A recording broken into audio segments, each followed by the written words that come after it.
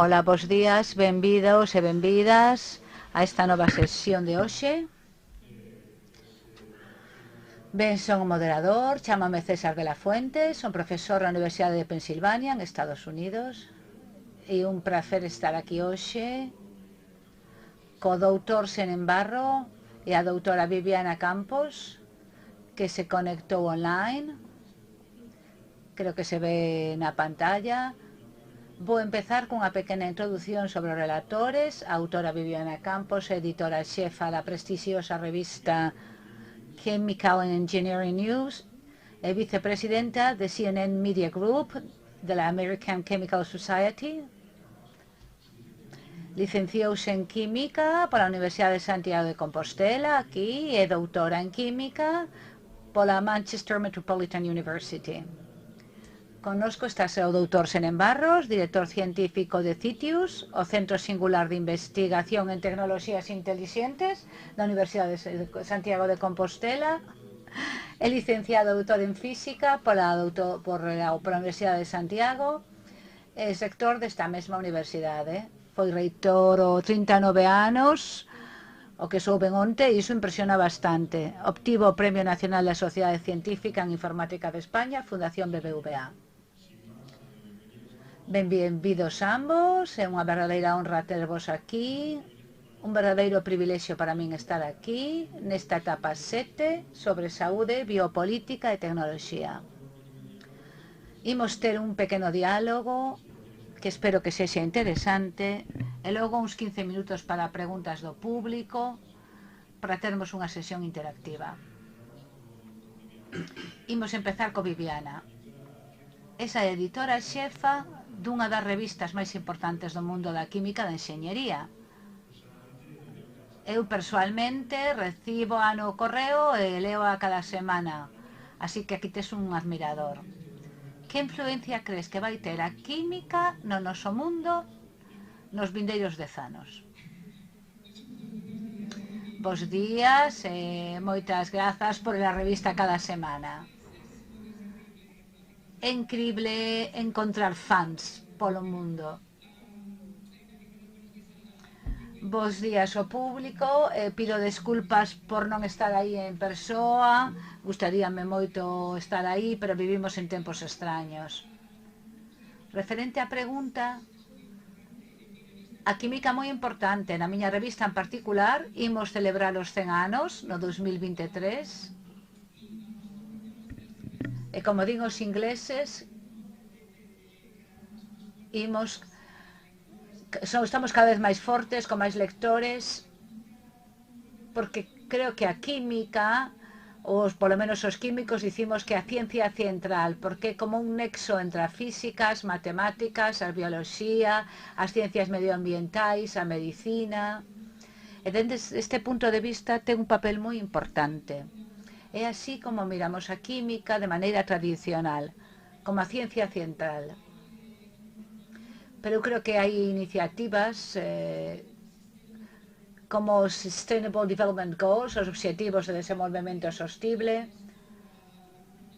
que a UNESCO lanzou no ano 2015, onde reuniron a xefes de Estado, dirixentes de gobernos, persoeiros das Nacións Unidas, en Nova York, e decidiron que había que buscar solucións a todos estes problemas globais. E decidiron que había 17 obxectivos que ian establecer. E cando se ve esa listaxe de obxectivos, a química é central para solucionar moitos deles. Por exemplo, a auga limpa, o saneamento, a química fundamental para a descontaminación da auga, a acción polo clima, a enerxías a bo prezo, baterías, enerxías renovables, paneis solares que sexan efectivos, que duren máis, que custen menos, a saúde e o benestar, o exemplo COVID e a rapidez coa que se desenvolveu a vacina, a química tivo moito que ver niso, fame cero, aquí podemos falar de todo tipo de fertilizantes, pesticidas, que as industrias químicas están a desenvolver para atacar enfermidades, para as colleitas de maneira sostible. Industria, innovación, infraestructura. A química sempre foi fundamental, sempre foi a ciencia central, pero cando estás no contexto dos obxectivos do desenvolvemento sostible, realmente a química está no centro de todas estas solucións. Moitas grazas, sí. É certo que a química cumpre un papel fundamental, como comentaches agora, nas vacinas que usan ARN mensaxeiro, as de Pfizer e Moderna, son posibles grazas á química. E agora pasamos a unha transición. As máquinas, a inteligencia artificial. Unha pregunta para a Senén. As máquinas executan cada vez máis tarefas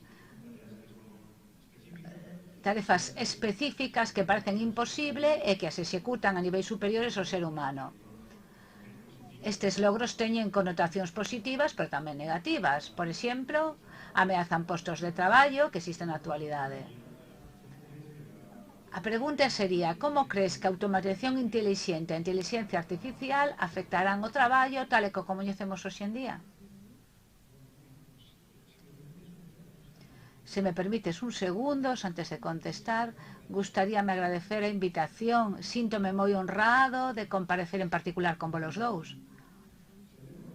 E celebro este encontro. O formato que ten pareceme especialmente atractivo. Mesturar a xente de tantos ámbitos diversos, creo que hai que facer na vida, en as profesións, en na investigación particularmente.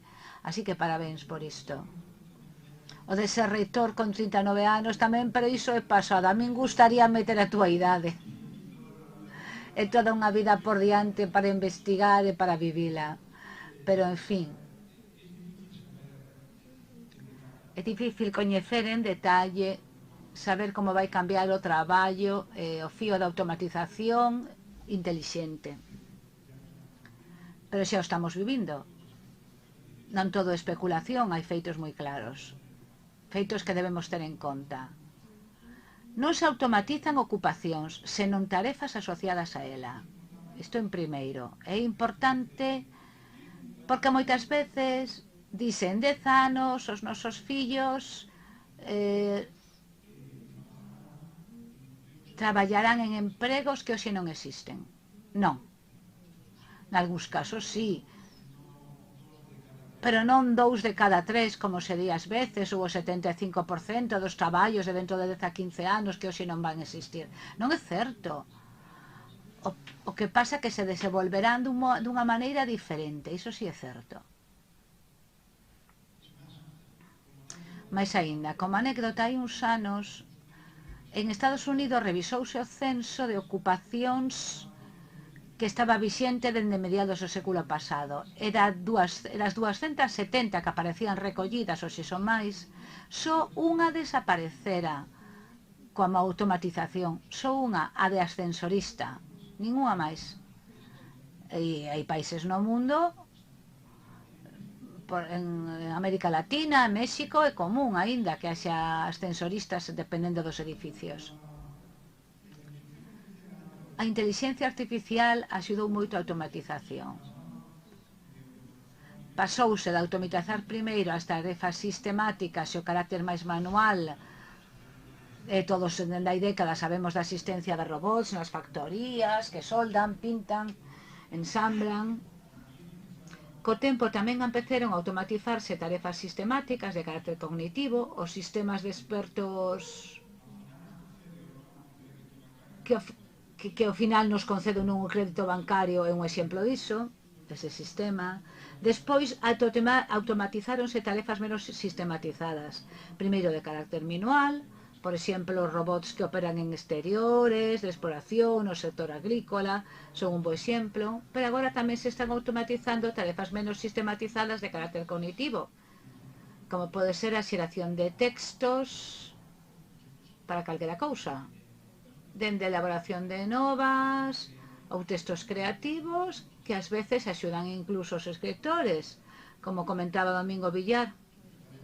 Vou enviar un que preparei outro día para unha clase cos estudantes. Pero que pasa? O imparable é a automatización e o impacto que isto vai ter no traballo. Hoxe estamos cerca de que a metade do traballo sexa desempeñado por máquinas e a outra metade por persoas. Pero isto cada vez vai ir máis en favor das máquinas.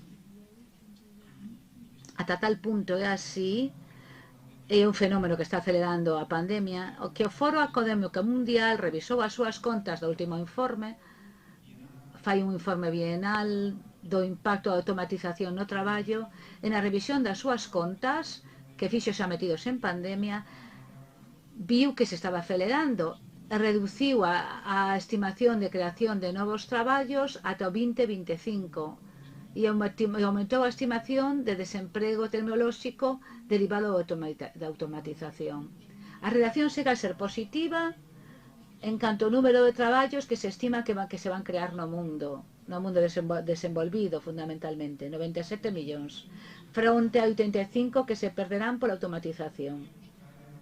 Poderíamos caer na trampa de pensar que todo vai ben, porque hai 12 millóns a favor de creación de novos empregos.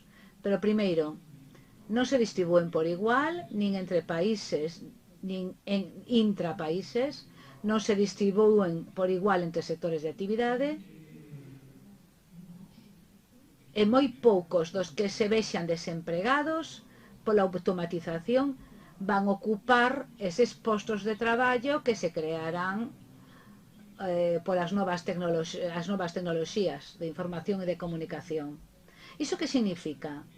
Que os gobernos deberían estar moito máis ocupados, non sei se preocupados, pero dende logo ocupados, en ver como anticipan o que realmente vai ser un problema moi serio. Para mí só hai tres formas, entre comiñas. Hai tres formas principais: a educación, a formación, en todas as etapas, ao longo de toda a vida. Outra son as políticas sociais, tanto en canto a crear redes sociais que sosteñan aos que se vexan desafiuzados do mercado laboral, como a crear novos empregos, onde comentábase nunha das charlas que poden ter que ver con compromisos medioambientais ou de cuidado das persoas. E a terceira é o que eu chamo a innomatización, unha automatización que non busca meramente o aforro de custos, senón que o que busca é innovar arredor da automatización. Polo tanto, que haxa riqueza, pero tamén creando emprego e sostendo o emprego que xa hai, porque é útil, porque xente con experiencia, inda que non saiban de tecnoloxía de información, inda que non sexan expertos niso. O mundo que nos ven vai ser moi distinto, iso sí. Moitas grazas. Sí que é interesante, porque sempre tendemos a sentir este medo cando entramos nun mundo distinto, un mundo dominado polas máquinas e inteligencia artificial. O fundamental é termos este diálogo para crear un ambiente onde afrontemos este futuro e empecemos a falar de como pode ser este futuro. A seguinte pregunta, quizáis para ambos os dous.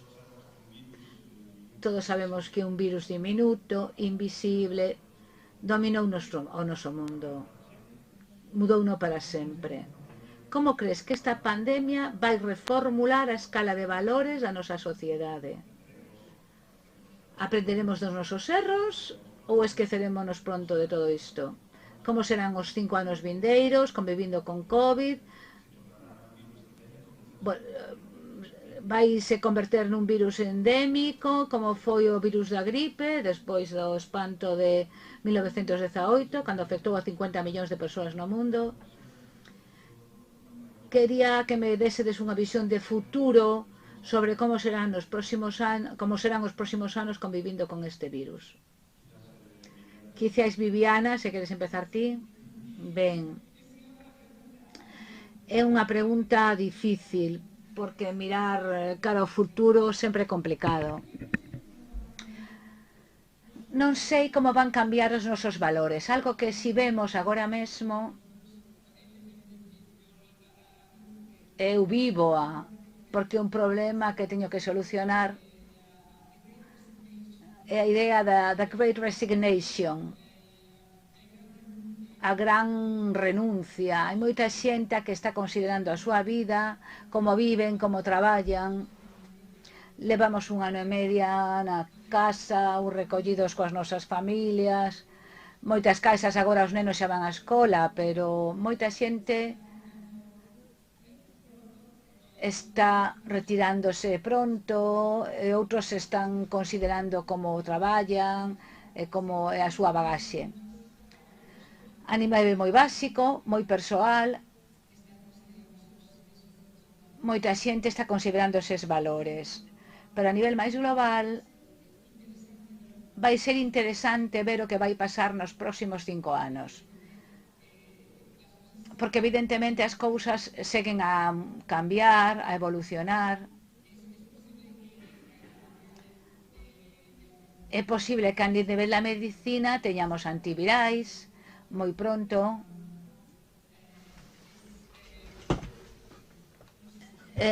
Creo que marchou, xa está. É bastante probable que o virus se convirta nun virus endémico, como a gripe, nunha cousa coa que imos vivir. Que nos vacinemos cada 6 meses, é probable tamén que nos seguintes 5 ou 10 anos haxa vacinas máis fortes que requiran vaccinaciones con menos frecuencia. Iso está por ver e ainda non se sabe. Pero a verdade é que nos cambiou a vida, que non la vai seguir cambiando. Pero é interesante pensar no exemplo do virus da SIDA, que se descubriu no ano 81, fai agora 40 anos, da descoberta do SIDA. E aínda non hai vacina, pero si hai tratamento e moita xente pode continuar vivindo coa enfermidade e ter unha calidade de vida razoablemente boa. Hai métodos de prevención, tratamentos paliativos, etc. Dende ese punto de vista, digamos que non se normalizou o virus, pero que é coñecido. Sabemos como se transmite, como funciona, cal é a calidade de vida. Ata certo punto espero que o COVID evolucionase dunha maneira similar na que creo que se converterá en algo que está aí. Os nenos cando se vacinen será parte dese plan de vacinas que teñen, o mesmo para xente maior de risco. E seguramente vaise converter en parte do que facemos para manternos sans. O que me preocupa máis a min é que pasa despois da COVID.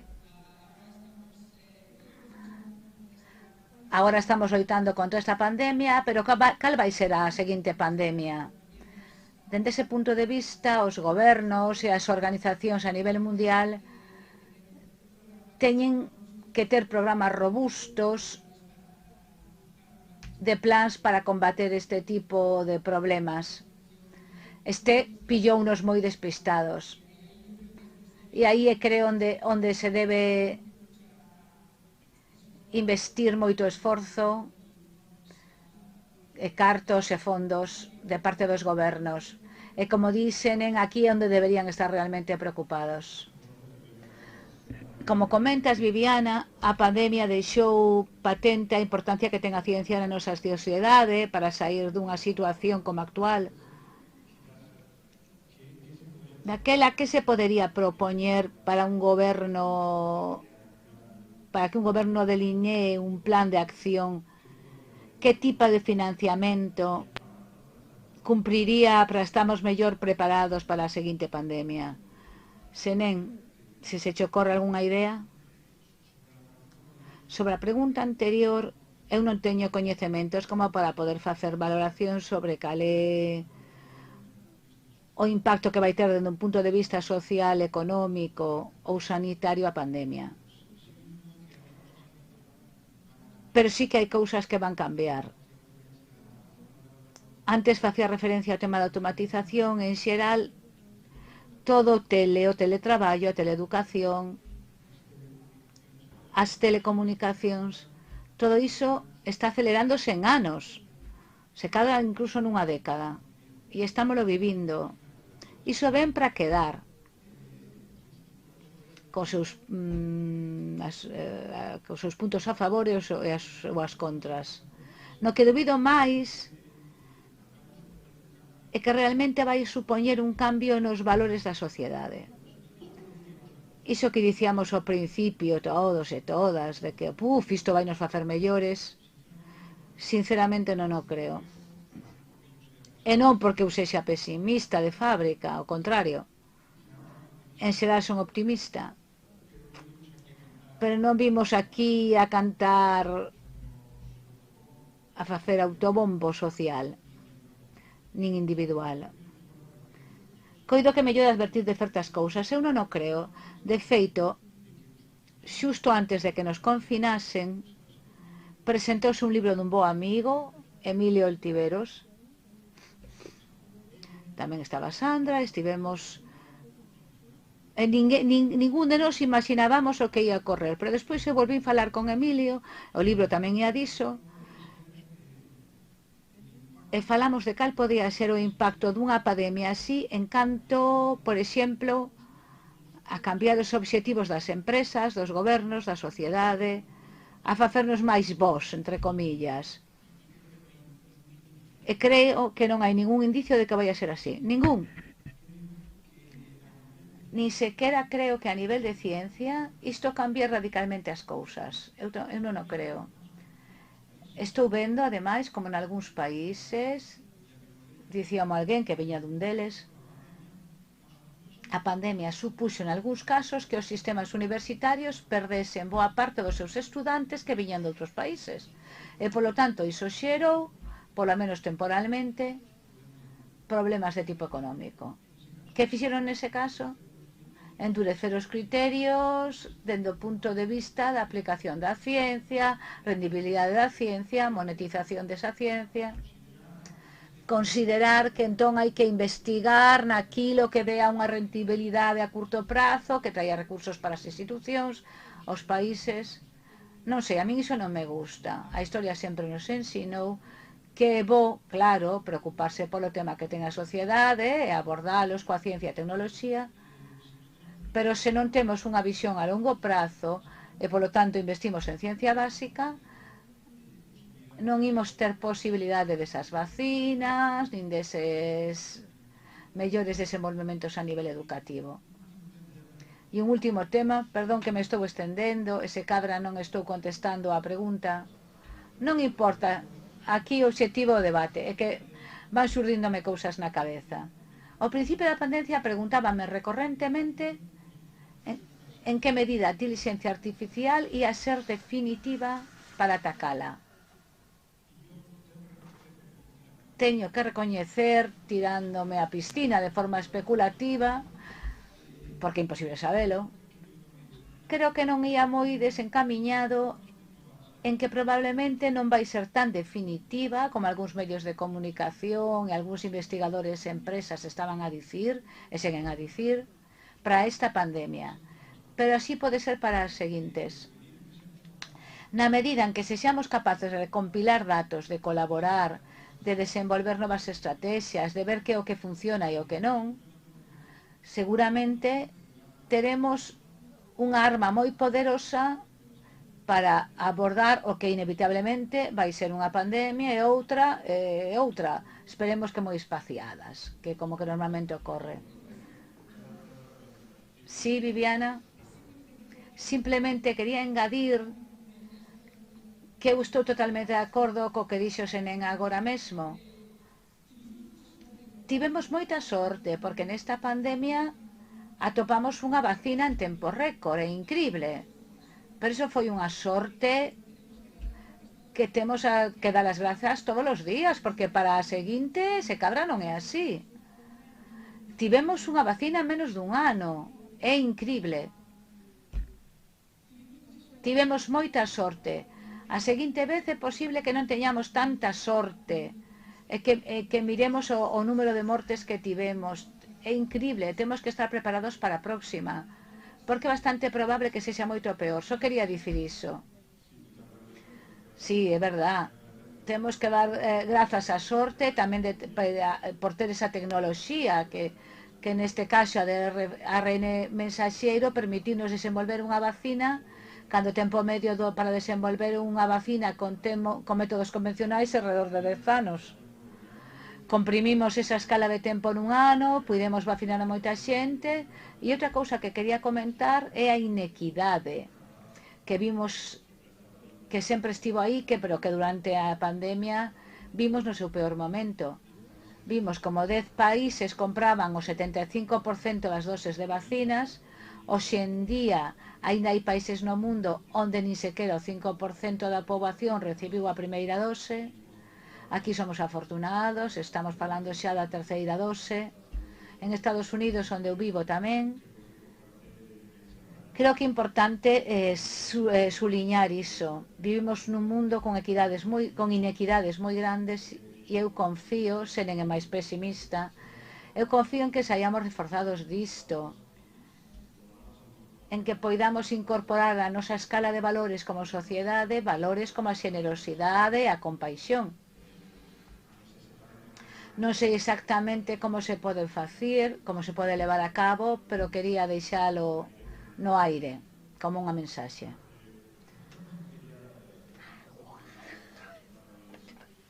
Outro punto que quería tocar é a crise... quería falar sobre a crise epidemiolóxica, que non é unha crise dunha enfermidade, non só unha crise dunha enfermidade infecciosa, senón de saúde mental. Quería tamén coñecer algún comentario voso sobre como pode axudar a inteligencia artificial máis especificamente para axudar no contexto da saúde mental. Como podemos, como sociedade, sair desta crise actual de problemas de saúde mental que estamos a vivir. Por certo, sabes por que son optimista? Porque creo que a xente nova tendes mellores principios e valores, probablemente autoaprendidos, porque de nós, se o aprendeces dos maiores, non serían tan vos. Espero que non vos maledes polo camiño. Non sei responderche. Eu non me dedico aos temas... Se eu sei de algo é de inteligencia artificial, pero non das súas infinitas aplicacións. Constame e algunha colaboración puntual, moi puntual, temos no campo da saúde moito, pero da saúde mental en particular. A percepción como cidadán, non como experto, por escoitar aqueles que saben, é que efectivamente unha das secuelas que está deixando a COVID é esa. Está acentuando todos os problemas das persoas, incluso aflorando algúns en persoas que non o tiñan. A inteligencia artificial pode apoiar en calquera campo, pero non é maxia. Pode apoiar en calquera eido porque as tecnoloxías da información e as comunicación, ninguén o discute, son absolutamente universais. Están en todo, non hai nada que non estea influído en xeral de forma beneficiosa polas TIC. Que pasa coa inteligencia artificial? Que mete capas de competencia sobre as tecnoloxías de información e comunicación, capas de inteligencia, de autonomía, de capacidade, de resolución de problemas. Non me cabe dúbida de que a medida que vayamos desenvolvendo aplicacións, que vayamos mellorando as tecnoloxías do campo, que vayamos, e isto é fundamental, traballando xuntos cos expertos, porque nós non sustituímos os expertos nas distintas disciplinas, senón que os acompañamos. Pero unha cousa que é moi difícil, eu teño experiencia nisto, porque eu empecé hai máis de 30 anos facendo a miña tese doctoral en IA, inteligencia artificial aplicada á medicina, traballaba con cardiólogos. E o que máis me custaba non era aprender os algoritmos, desenvolvelos, etc. O que máis me custaba era entenderme con eles. Eles comigo, ata que puxemos en común todo un conxunto de coñecementos que se solapaban entre ambas as disciplinas, non avanzamos nada. Ese é o gran reto. que hai aquí en xeral coas tecnoloxías. Isto non é unha maxia que de súpeto ti sementas dispositivos por aí e todo funciona mellor, sino que realmente, para que funcionen ben, resolvan problemas, sexan eficaces e eficientes, necesitamos os verdadeiros expertos nestes eidos e que sexan persoas que teñan a capacidade, nos tamén, e non só a vontade de falar polo menos unha parte da nosa linguaxe. Non che sei responder, pero non me cabe ningunha dúbida de que un campo absolutamente singular fronte a outros que se están vendo moi impactados pola COVID. Eu sinto-me identificado co que me comentas, porque o meu laboratorio é un laboratorio de ciencias, é altamente interdisciplinar e temos xentes que ven de física, de química, de microbioloxía, enxeñaría informática, de disciplinas moi distintas, e o meu labor moitas veces é ser traductor, para traducir a linguaxe da química, a linguaxe da física, para que todo o mundo se entenda e podamos ter unha colaboración productiva para poder levar a cabo proxectos complicados e cara adiante. Moitas veces o labor de traducir para que todo o mundo se entenda, para que todo o mundo entenda cales son as misións que temos como equipo, no meu caso é fundamental, porque senón vivimos illados. O físico e a física viven no seu mundo moi específico, o microbiólico no seu mundo moi específico, e ao final hai que erradicar esas barreiras que creamos alrededor nosa, que nos separa, para afrontarmos retos realmente difíciles. Fai falla a colaboración. Hoxe en día é imposible, é moi difícil facer algo moi complicado, moi complexo, sen colaborar con outros expertos. Cambiando de tema, un moi cadente hoxe en día tamén para o futuro do noso planeta é a crise climática,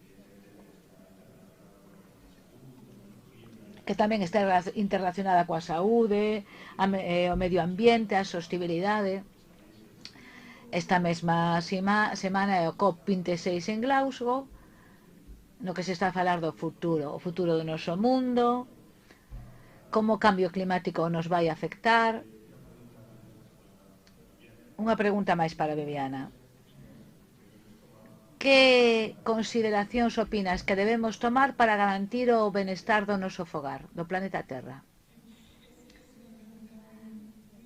É unha pregunta moi importante. Sí, eu tamén estive esta semana seguindo a Conference of Parties, que é o órgano reitor da conferencia sobre o órgano climático. É interesante. Que decisións debemos tomar?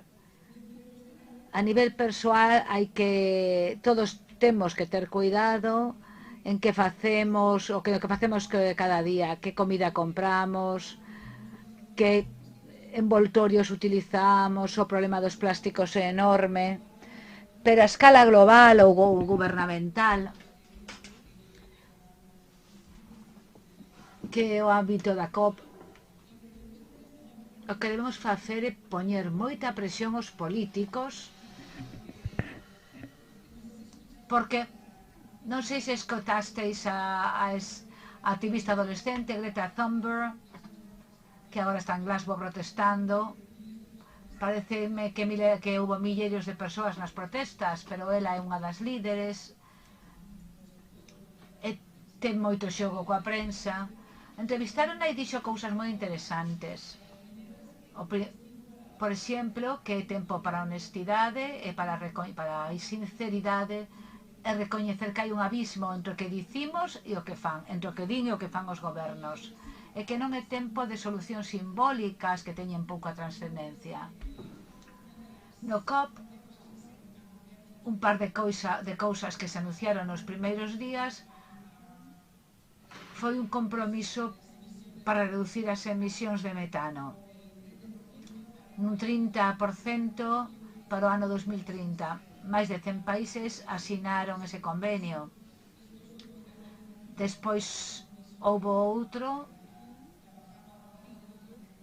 para abordar o tema da desforestación, a degradación da terra, tamén para o ano 2030. Son compromisos moi ambiciosos e deberían selo, pero o problema está despois na realidade.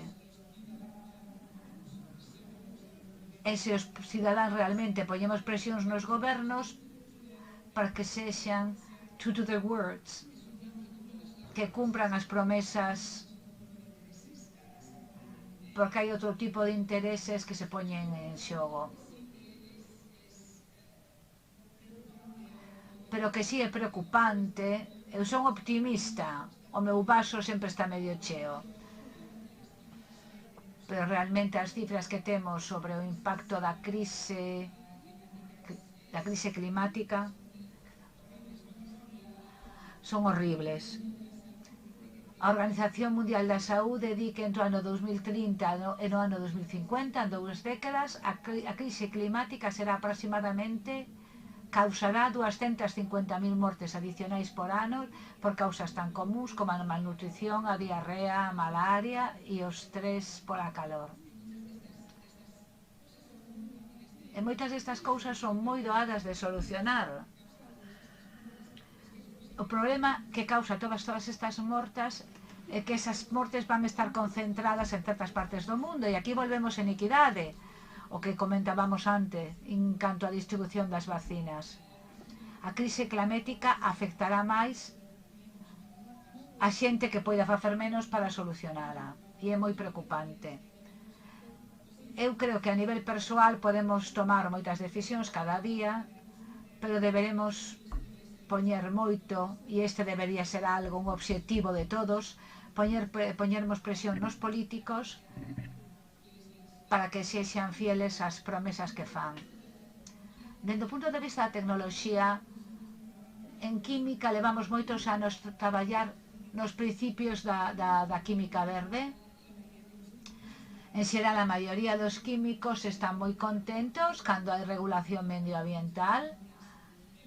En moitas compañías hoxe en día non teñen ningún problema, grandes compañías farmacéuticas ou químicas, cando hai regulación teñen que cumprir e punto. O que estamos vendo últimamente estes anos son incentivos de tipo económico, non só de gobernos, senón de bancos, cando están financiando actividades ou compañías destas grandes, poñenlles obxectivos de tipo sostible, de sostibilidade nas condicións dos préstamos e dos financiamentos. Xa se está vendo este tipo de incentivos que, combinados coa regulación gubernamental e coa química e a tecnoloxía que avanzan dunha maneira máis sostible, van a axudar moito a estes obxectivos, pero ten que haber o apoio de todos os cidadáns para que se convirta en realidade, para que se acelere o proceso de posta en marcha deste tipo de tecnoloxías e regulacións. Eu creo que tamén é fundamental ter en conta a irreversibilidade do cambio climático. Hai xente intentando ir a Marte agora, pero bueno, como na Terra non imos vivir en ningures, así que o coidamos o noso planeta, ou vai ser moi complicado. Nas condicións en Marte, iso non vai ser unhas vacacións, supoñendo que cheguemos ali. É un horror. Mais nos vale coidar o que temos aquí. Eu creo que é fundamental e que a química, como comenta Viviana, é unha das claves, a química verde, para poder solventar isto. Cambiando de tema e volvendo á inteligencia artificial, moita xente desconfía do descoñecido. Ai, as máquinas, que papel van ter na nosa sociedade? Pero outros dos motivos por que a xente desconfía da inteligencia artificial, sobre todo das redes neuronais profundas, é que é unha caixa negra. Non entendemos o que sucede no medio desta caixa porque predís cousas e logo despois non saen. Non entendemos ben ese proceso. Senes, coméntanos os últimos avances para intentar comprender esta caixa negra. Efectivamente, ese é un dos problemas das novas estrategias de inteligencia artificial. A inteligencia artificial naceu bioinspirada, inspirada no cerebro. pero logo, durante décadas, tivo avances significativos en solucións que buscaban reproducir o coñecemento e a forma de reaccionar sobre el das persoas a nivel computacional. Pero de novo volvemos, e con moita forza, cun enorme éxito, o que había inspiración? Os modelos baseados en redes neuronais artificiais. Non é un modelo do cerebro. Ás veces os meus estudantes eu digolles, comparé dunha rede neuronal artificial co cerebro dun ser vivo e co cerebro humano, é como comparar un monequiño, un círculo, un pau e 4 paus a modo de extremidades cunha persoa, pois ven sendo máis ou menos o mesmo, pero funciona moi ben, porque operan con centos de miles, millóns de parámetros que se van sintonizando con tus algoritmos moi potentes en función de datos que se achegan e de respostas que se procuran. Cun conxunto de datos a modo de exemplo suficientemente representativo do problema que se quere resolver, anotados para decidir como debe responder esa rede a eses datos, a rede aprende-o e despois xeraliza. E así xa é aplicado a datos semellantes, pero non idénticos àqueles que se utilizaron no proceso de aprendizaxe. Cal é o problema aquí? É un traga todo. Temos potencia de cálculo, o supercomputador máis potente que hai hoxe, pero cada 2 anos dobrase, está en Xapón, e pode calcular máis ou menos como 0,4 trillóns de operacións por segundo. Se as dividísemos entre os 7.500 millóns de persoas que somos e pudésemos calcular as 24 horas de día, os 365 de anos, unha operación por segundo, que non podemos, levaríanos 2 anos. O que fai nun segundo esta máquina é su potencia de cálculo. Enormes cantidades de datos, algoritmos moi potentes, fantástico, pois temos solucións a problemas concretos, non hai unha inteligencia xeral de propósito xeral, senón específico, moi poderosa, que vai ampliando os ámbitos nos que vai sendo útil, e máis competente que as persoas, claro. O problema é aquilo que se chama a caixa negra. Podemos programar unha destas redes para que, analizando un electrocardiograma, poida predicir a probabilidade de morte temperá en menos dun ano dunha persoa? Podemos, xa se fixo. Pode facelo mellor que calquera cardiólogo? Sí. 10 puntos potenciados por enriba dos mellores. Pero cando a eses cardiólogos se lles ensina algúns exemplos onde a rede si fixe unha predicción axeitada, eles non, ou elas non saben por qué.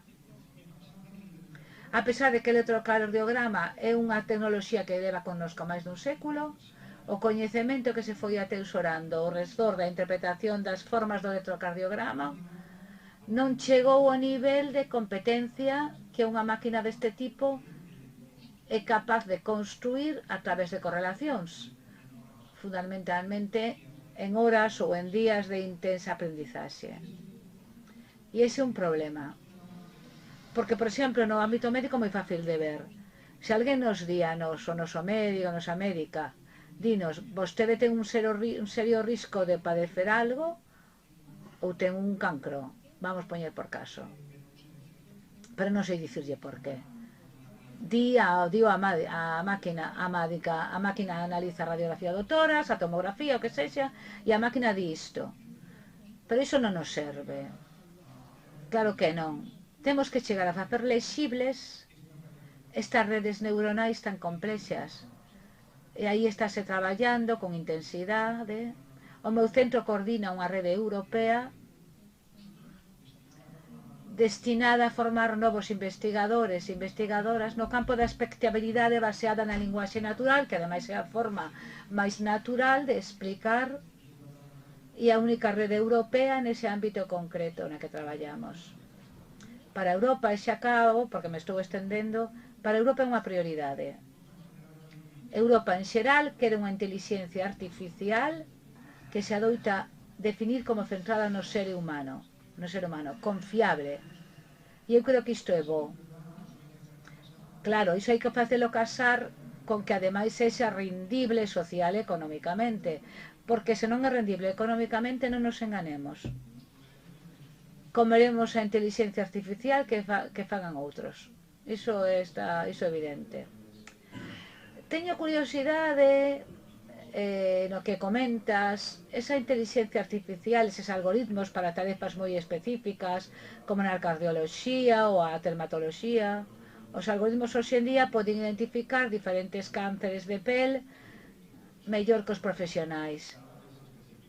Algo que sexa específico, como cando estamos analizando imaxes, un algoritmo pode analizar millóns de imaxes en tempo récord, metes que un profesional médico ao longo da súa carreira non pode analizar tantas, non hai tempo. Pero é posible esa transición á inteligencia artificial máis xeralizada. Algo que é unha das misións de DeepMind, que creen que realmente podemos chegar a un mundo onde as máquinas poden non só predicir cousas, sino tamén adquirir un elemento de creatividade que sempre asociamos co ser humano.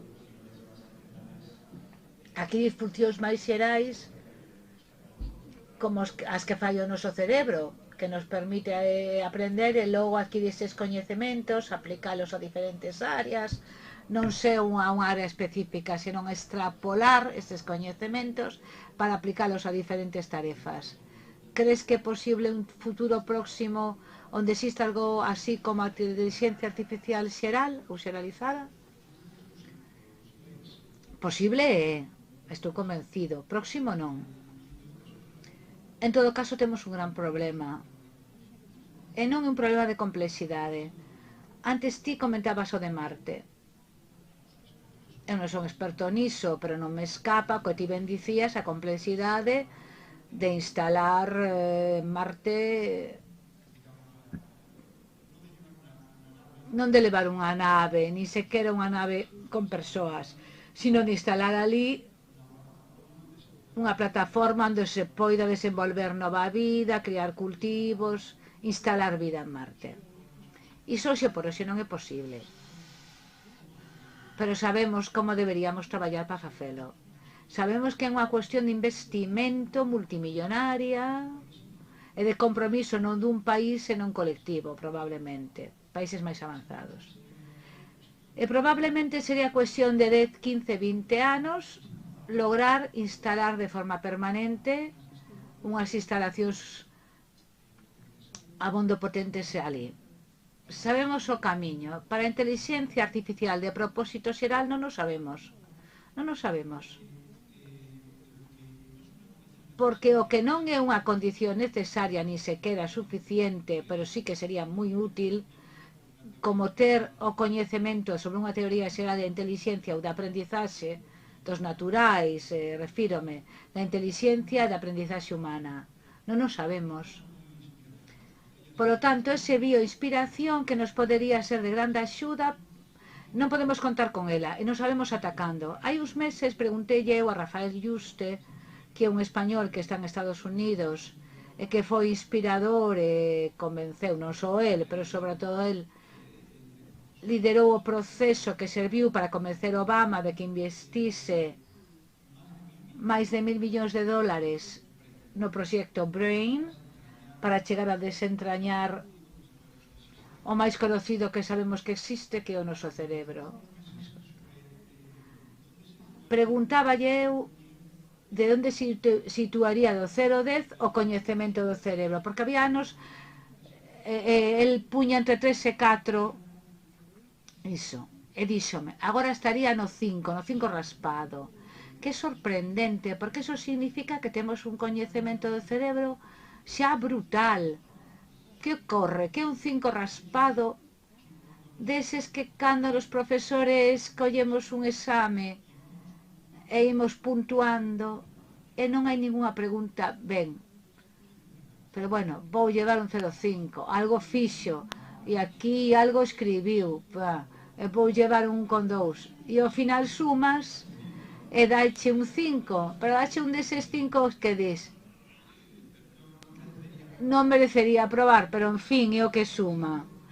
Pois ese é o coñecemento do cerebro. Se rascas, porque hai miles de grupos no mundo e avance tecnolóxico tan grande, poderíamos pensar que estamos no 5, pero un 5 inconexo. Non hai unha teoría de inteligencia, non hai a teoría de aprendizaxe, non sabemos como lle meter o dente a inteligencia artificial de propósito xeral. Sempre que falamos de inteligencia artificial recordo con cariño a película Blade Runner, ese que ao final o replicante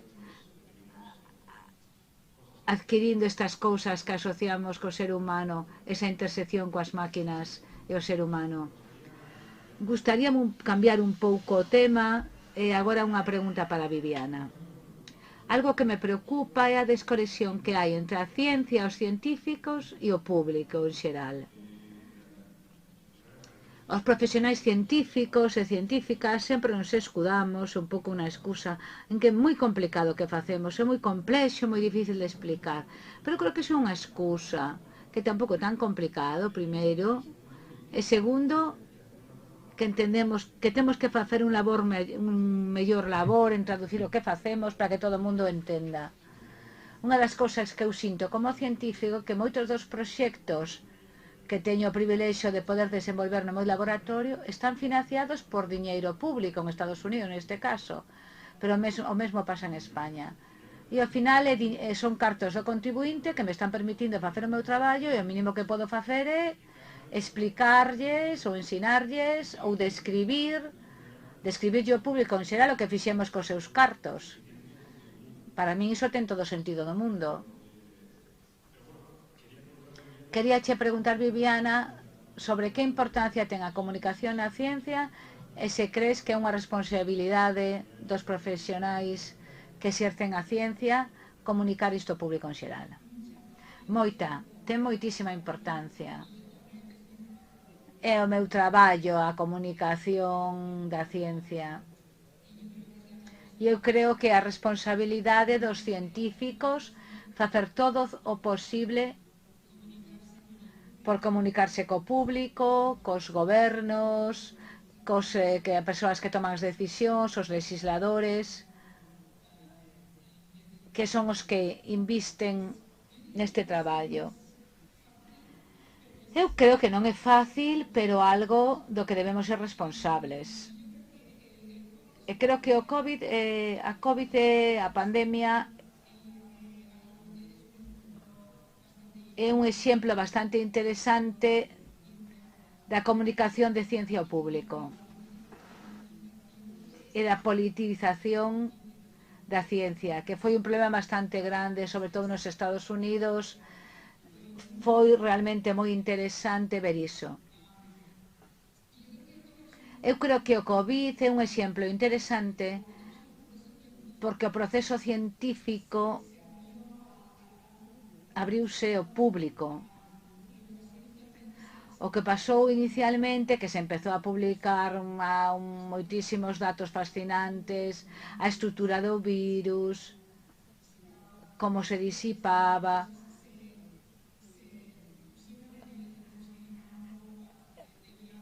Este tipo de cousas puxose no ámbito público moi pronto, empezouse a traballar en desinfectantes, en todo ese tipo de cousas. O que pasou dende o meu punto de vista foi unha cousa que para os científicos é parte do día a día, que é a tolerancia por diferentes interpretacións dos feitos. O público realmente non entende esa tolerancia. Entón, que esa información tal vez sexa a mesma para a interpretación, sexa distinta dun día ao seguinte, é algo que os científicos sabemos tolerar moi ben, pero a xente non. Entón, abrir o proceso científico público foi bastante traumático, porque non había ese entendemento de como funcionamos de maneira diferente. E despois o que fixeron algúns políticos nos Estados Unidos, que é onde eu vivo, realmente politizouse moito e houve cousas moi peligrosas que, sobre o que recomendaba neses momentos o presidente. Foi un tempo bastante preocupante. Non sei, co tempo, dentro duns ou 2 anos, se miramos para atrás e vemos a época da pandemia e a comunicación da ciencia durante o tempo da pandemia e a mala información, a desinformación, é algo que haberá que analizar e do que debemos aprender moito. De maneira máis xeral, eu diría que hai un problema en canto ao entendemento da ciencia. Moitas veces vese que os nenos teñen certa reticencia a falar de química ou matemáticas ou física, que lle resulta difícil, e moitas veces ten que ver coa lingua, porque a química ten unha linguaxe distinta, entón hai certa complexidade que ven con iso. Pero eu lembro escoitar unha charla de George Whitesides, que seguramente coñeces, é un dos químicos máis famosos. Ten o H-index máis alto e fixo moitos traballos en canto aos diagnósticos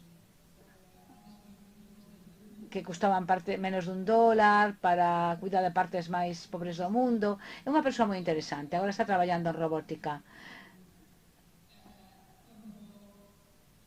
El falaba de que cando quería explicar o que facía a xente, cando vas a ceas, coa túa muller ou marido ou parella ou a que sexa, e preguntanche que faz, ti que el cando era mozo, cando tiña menos experiencia, decía cousas como: sou inmunólogo, sou enzimólogo,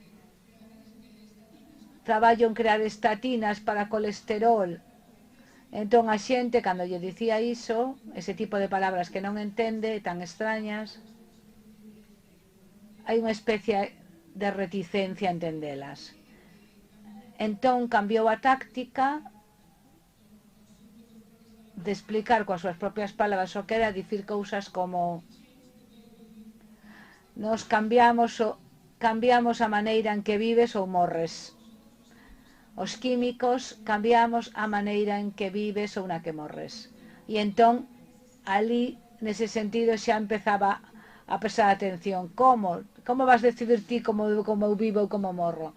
Pois sí, claro, a túa esperanza de vida ata certo punto, eu determino ata que cantos anos vas vivir, se estás tomando estatinas ou non.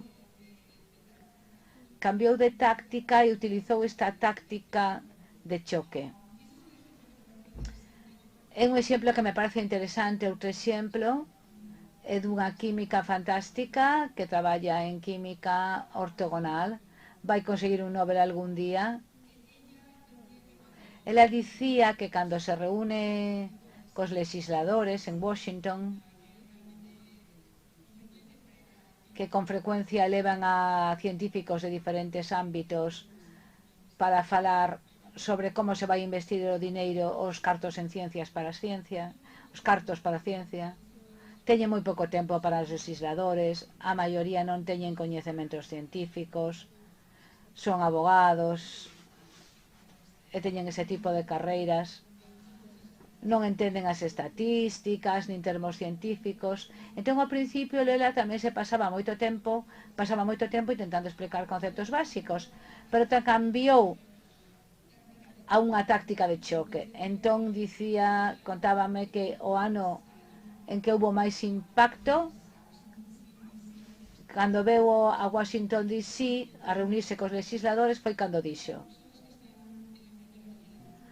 as persoas da primeira fila, 5 de vos ides morrer antes dos 65, outros 2 de cancro, os 5 de... E entón dixo: quen vai ser? E entón empezábanse a mirar os uns aos outros, e ele dicía: iso funcionou, porque entón viron ata que punto é importante encontrar curas para este tipo de enfermidades, para desenvolver fármacos.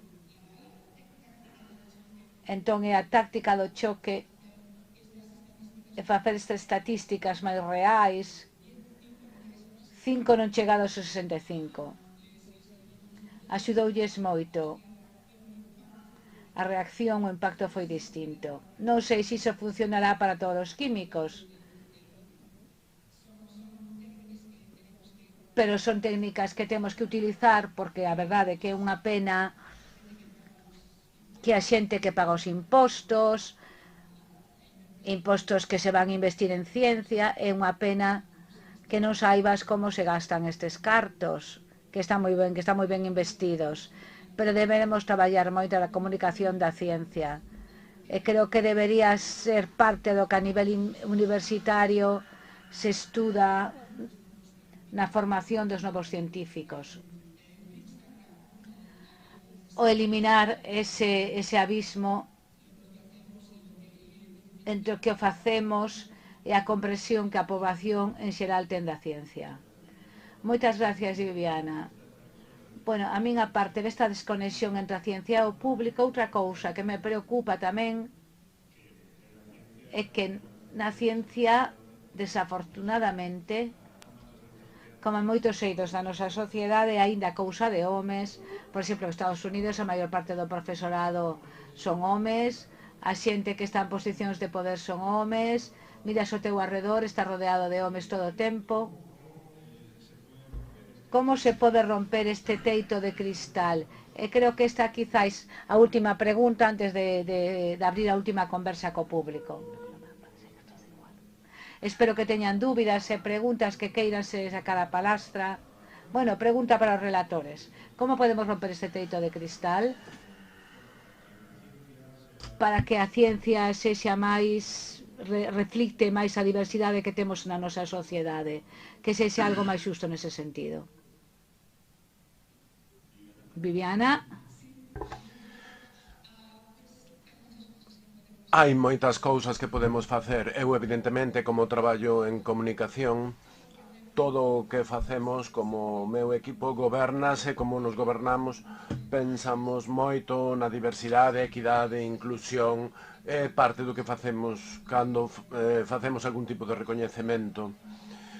Por exemplo, temos un programa que se chama Talented 12, que son 12 químicos novos, aínda teñen menos de 42 anos, que están a facer cousas que van cambiar o mundo dende o punto de vista da tecnoloxía e da ciencia. Pois sempre temos que ter en conta que eses 12 teñen que ser representantes da química a nivel global, pero tamén a nivel de xénero, de raza. E isto é algo que o meu equipo que está na nosa mente en todos os días. O tipo de persoas coas que falamos é algo que é parte do ADN, a inclusión da diversidade. E dende ese punto de vista é a imaxe que comunicamos da ciencia aos químicos, os químicos que están en formación ou a nivel universitario, e despois ata que se retiren. Dende ese punto de vista, é un traballo que facemos xa dende hai moitos anos e é moi importante porque estamos normalizando que a ciencia é de todos e hai xente ten de todos os trasfondos. Tamén é importante que hai moitos modelos que seguir. A nivel global, por exemplo, na química, a gañadores de Nobel como Frances Arnold, que lle deron en 2018, ou Jennifer Doudna, outra química, que gañou o ano pasado con Cisco. Son mulleres increíbles, extraordinarias, que son modelo para mulleres e para homes novos. Realmente estamos a dar moita visibilidade porque estáse a normalizar. E iso a nivel global, pero despois a nivel nacional ou a nivel local en Santiago de Compostela, por exemplo, que foi onde fun a universidade, celebrase 100 anos o ano que ven que se ensina química na universidade. E temos unha decana por primeira vez, Pilar Bermejo, que é muller, a primeira muller decana en 100 anos. Ou seja, hai modelos a nivel tamén local, e iso é moi importante, ter a mulleres tan fortes e tan extraordinarias que están aprendéndonos como facer. Creo que é unha cousa xeracional. Cando nacín no 74, ese ano aínda estaba Franco no poder en España, e daquela creo que a miña nai non podía abrir unha conta bancaria. Ese tipo de cousas. Ese é o ano no que nacín, e 47 anos máis tarde, mira onde estamos. Frustrome moito eu porque o cambio é moi lento e, como dicías ti, César, no ámbito académico, por exemplo, ou a niveis máis altos, aínda hai moi poucas mulleres. Pero é unha cousa que está a cambiar moi rápido dentro do que é a historia en xeral, aínda que evidentemente estamos tentando que se acelere un pouco. Coido que é importante ter eses modelos que dicía antes, os que me refería, e despois en todas as comunicacións que facemos ter en conta a diversidade e ensinar que a química é de todos e para todos. Sí, é fundamental ter uns modelos nos que guiarnos. Cando empezaba eu na ciencia, tentaba ver quen falaba español na ciencia para ver como fixeran, como conseguiran certas cousas, pero é fundamental ter esa guía coa que poder avanzar. Non quixera que eu non quero contestar a esta pregunta, que me parece absolutamente fundamental. Se me permites, sei que abusar do tempo. Sí que quero contestar. Pilar Bermejo está connosco. Xa é moi positivo. Cando eu era rector, no discurso de inauguración dun ano, tituleino a USC, a Universidade de Santiago de Compostela, ten nome de muller. E ia sobre este tema. Eu dicía que ten nome de muller porque 2 de cada 3 estudiantes son mulleres. Aquel ano, polo menos, éramos a Universidade de España que tiña porcentualmente máis mulleres nas súas aulas. Esa é a parte positiva. A parte negativa é que, como no resto, a partir de titularse, todos sabemos que se titulan máis e con mellores notas, pero a partir de aí hai o efecto tesoira, é dicir, vaise desequilibrando en favor dos homes todos o que é o doutoramento, a presenza nos corpos docentes e de investigación. E ademais hai outro desequilibrio, que están desigualmente distribuídas, e hai situacións como en enseñaría informática só hai un 12% de mulleres. Non só na miña universidade, sino que está máis ou menos a media en toda España, e máis ou menos así tamén no resto do mundo. Pola contra, na medicina predominan claramente nas ciencias de saúde as mulleres. Creo que aquí se están a facer moitas cousas, sen dúbida ninguna, pero todos temos claro que a universidade é moi tarde, mesmo xusto antes da universidade tamén é moi tarde para tentar convencer, para poñer referentes, para facer discursos, porque aí xa casi todo está encarreirado. Hai que empezar dende o principio. Cuestións que teñen que ver coa educación, co ámbito social, con axudas. Ata hai moi pouco tempo, Viviana decía que a súa nai no 74 non podía abrir unha conta bancaria, pois ela soa. Pero ata hai pouco,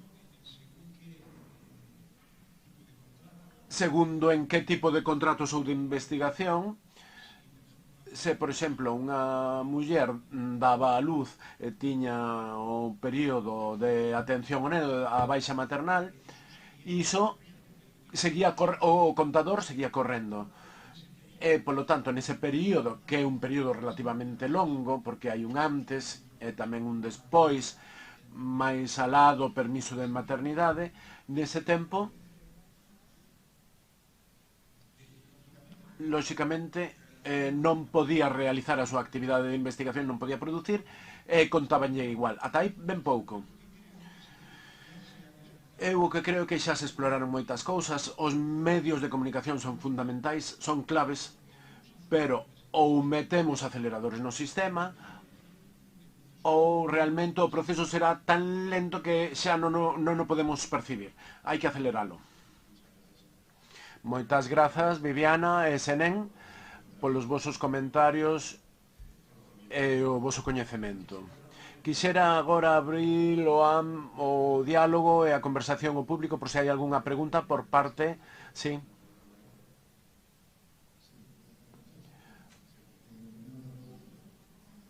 En primeiro, os meus parabéns porque me encantou o que falastes. Quixera facer dúas preguntas. Hai anos, cando saía na televisión que empezaban a vender tabaco, e saían anuncios dos cigarros, a xente empezaba a fumar estaba moi ben, viuse que producía cancro, e pasou o contrario. Eu lembro que no ano 89 comprei o meu primeiro computador, no 98 Google, as redes sociais, automatización, que no futuro os traballos cada vez van estar feitos por máquinas, estáse creando unha dependencia total, senón na sociedade, que colle o teléfono e que mire canto tempo dedica o día mirando o teléfono, porque chegan a ser horas. Todo isto, estánse tomando medidas. Onte falaban que nas escolas dan ordenadores, todo o mundo usa ordenadores, métenos, aínda que non queiras. Os bancos pechan as sucursais e tes que usar os caixeiros, tes que usar os ordenadores sí ou sí. As novas tecnoloxías, está claro que teñen o seu beneficio, pero tirando cara ao lado escuro, os gobernos, as empresas, cando se fala do tema de teletraballo, estáse tomando medidas serias para regular as consecuencias que isto ten a nivel cerebral, adicción, trastorno mental, pois todos os problemas que están asociados nas relacións familiares e interpersoais. Todo isto faise ou simplemente diremos dentro de 20 anos xa veremos se hai problemas e xa o solucionaremos. Esa é unha miña pregunta. E a segunda, se non mencionaches sobre a inteligencia artificial xeralizada. Dicías que non se pode entender porque como non se entende ben o cerebro, como está baseado na parte, eso foi o que me pareceu entender a min, como está baseado en como funciona o cerebro humano, e iso non será un erro.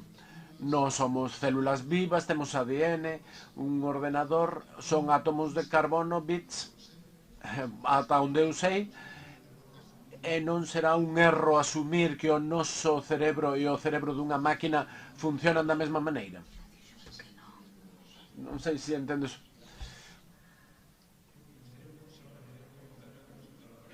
Con respecto á primeira pregunta, gostaríame engadir un comentario. A adicción sí que me parece absolutamente criticable.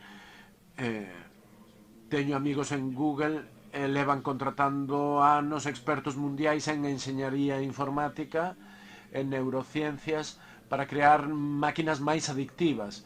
De feito, falaba cunha amiga, creo que nun futuro iso vai ser denunciable, tal e como o tabaco cando se deu a coñecer que era unha cousa adictiva.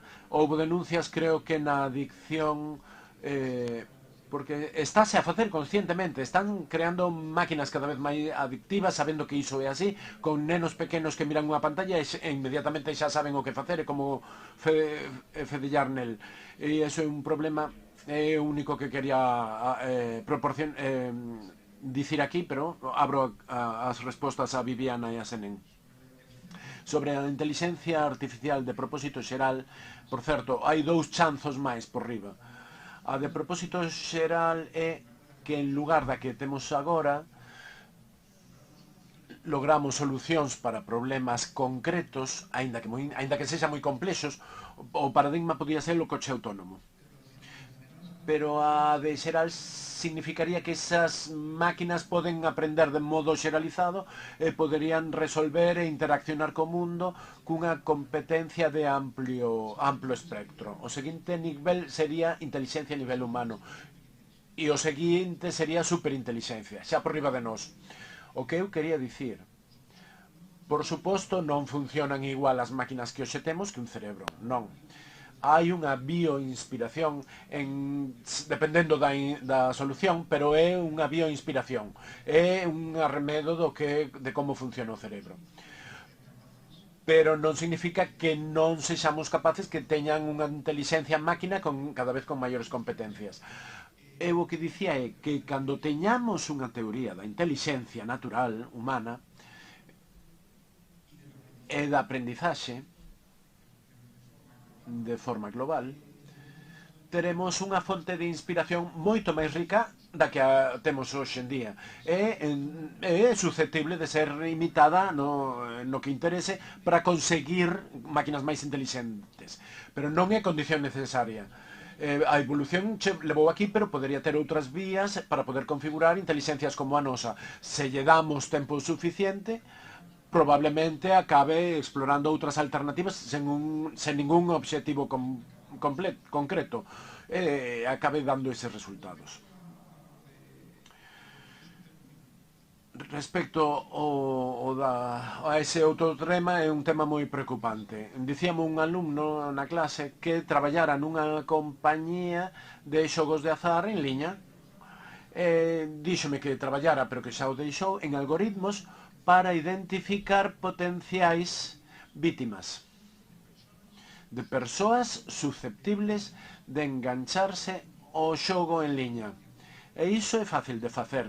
Coa cantidade de datos que existen e que teñen as compañías de nós, é doado cos algoritmos detectar as presas.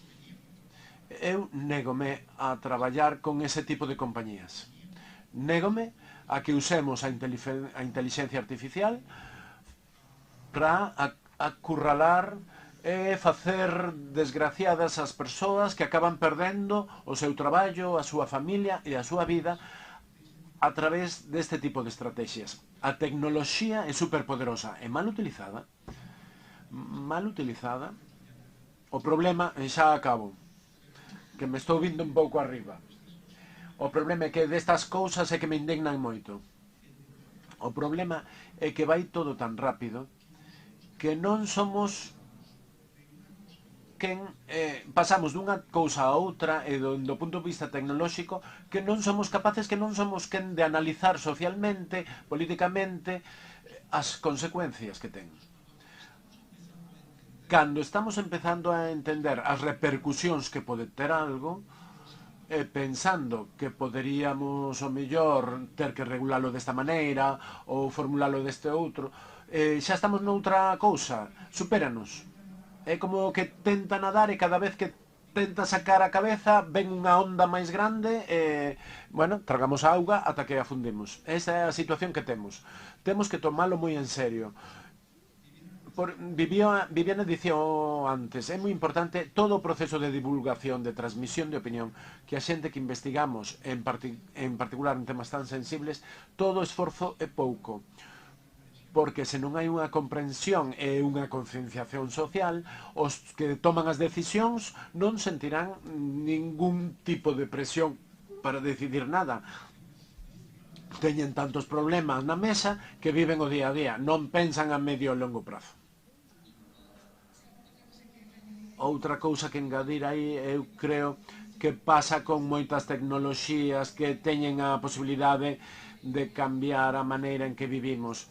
Normalmente os desenvolvementos tecnolóxicos pasan antes e máis a presa que as consideracións éticas. Vimos isto, por exemplo, con CRISPR, coa tecnoloxía para editar os xenes hai 5 ou 6 anos. Estábanse a facer experimentos antes de que se decidira de maneira internacional cales iban ser as guías éticas que íamos seguir.